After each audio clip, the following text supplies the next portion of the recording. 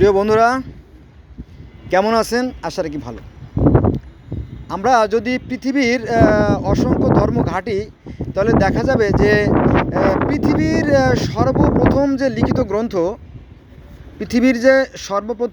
গ্রন্থ, গিলগ্যামেশের মহাকাব্য, সেখানে আমরা স্বর্গের একজন দেবতা, অর্থাৎ স্বর্গের যিনি প্রতিষ্ঠাতা বা মালিক, তিনি হচ্ছে আনু, অর্থাৎ আমরা মুসলমানরা যাকে আল্লাহ বলি বা সৃষ্টিকর্তা বলি, তারা তাকে আনু বলে ডাকে।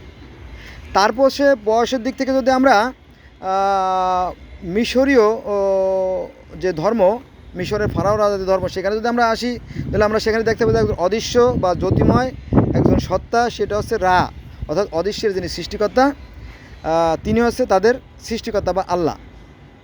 ঠিক আছে।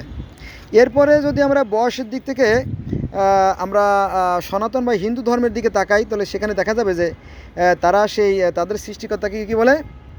ভগবান বা ঈশ্বর বলে। তিনিও কিন্তু জ্যোতিময়, নিরাকার এবং অশরীরী এবং জন্মমৃত রহিত।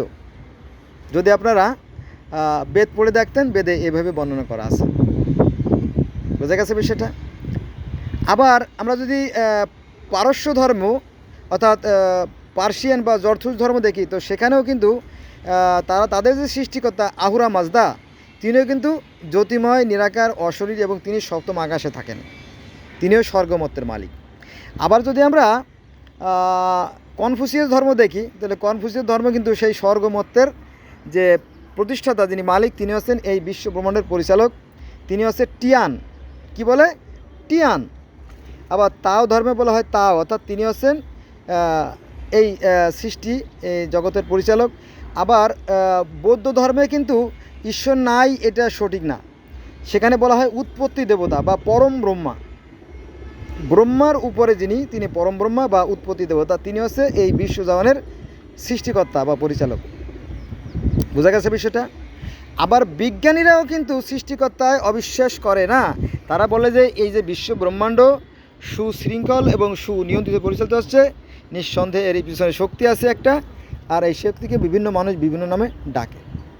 এ নিয়ে অনেক গল্প আছে, এটা আমি পরে বলবো।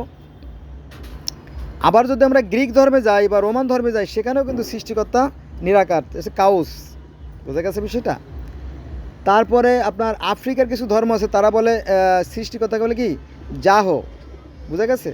তো এই যে একজন সৃষ্টিকর্তা আছে, এই বিশ্বাস থেকেই কিন্তু মূলত ধর্মের সৃষ্টি। আর পৃথিবীতে 4000 ধর্ম, 4300 ধর্ম, এগুলো সবই কিন্তু বিশ্বাস থেকে সৃষ্টি। সৃষ্টিকর্তাকে কেউ দেখতে পারে নাই, চর্মচোখে সৃষ্টিকর্তাকে দেখা সম্ভব না। এটা কোরআনের কথা।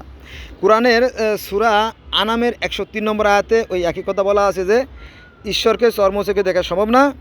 এই একই কথা আছে ভগবত গীতায় এবং বেদেও আছে। ভগবত গীতায় যদি আপনি যান, তাহলে দেখবেন যে অর্জুন শ্রীকৃষ্ণ বলিলেন যে আমি ঈশ্বরের যে দিব্য রূপ, ঈশ্বরের যে প্রকৃত রূপ, সেই রূপটা দেখতে চাই। তখন শ্রীকৃষ্ণ বলে যে না, ঈশ্বরকে চর্মচক্ষু দ্বারা দেখা সম্ভব না। বোঝা গেছে? এরকম যে কথা আছে। তো যেটা বলছিলাম যে গ্রিক ধর্মে যদি আমরা দেয়, সেখানে যে কাউস হচ্ছে কি? স্বর্গমত্তের যিনি প্রতিষ্ঠাতা বা পরিচালক, এরকম থেকে। কিন্তু এই বিষয়গুলো আমাদের ধর্মগুরুরা কেন বলে না, এটা আমার বোধগম্য না, আমি জানি না। আমি একটা কথা বলবো, সেটা হচ্ছে যে একটা গ্লাস, আপনার কাছে একটা গ্লাস আছে, যে গ্লাসে 200 ml পানি ধরে। একটা গ্লাসে 200 ml বা 250 ml পানি ধরে।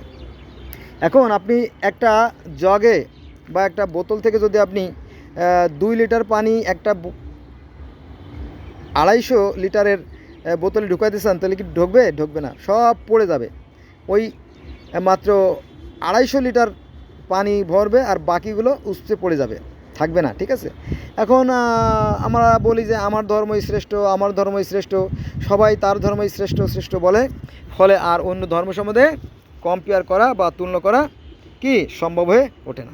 বোঝা গেছে বিষয়টা? এজন্য আমি ব্যক্তিগতভাবে অনুরোধ করব, আমি যেহেতু পৃথিবীর বিভিন্ন ধর্মের ছাত্র, আসুন আমরা সত্য সুন্দরের যে কল্যাণের পথ আছে, সেটা অনুসরণ করি এবং পৃথিবীতে সংঘাত সৃষ্টি না করি। কারণ ভালো কাজের ফল কখনোই খারাপ হতে পারে না, আর খারাপ কাজের ফল কখনোই ভালো হতে পারে না। ধর্ম ওইটাই যেটা সত্য সুন্দরের কল্যাণের পথ, ওইটাই ধর্ম। বোঝা গেছে? অন্য ধর্ম প্রতি হিংসা, বিদ্বেষ, ঘৃণা বা কুপাকুপি করে এটা ধর্ম হয় না। বোঝা গেছে বিষয়টা? আল্লাহ হাফেজ।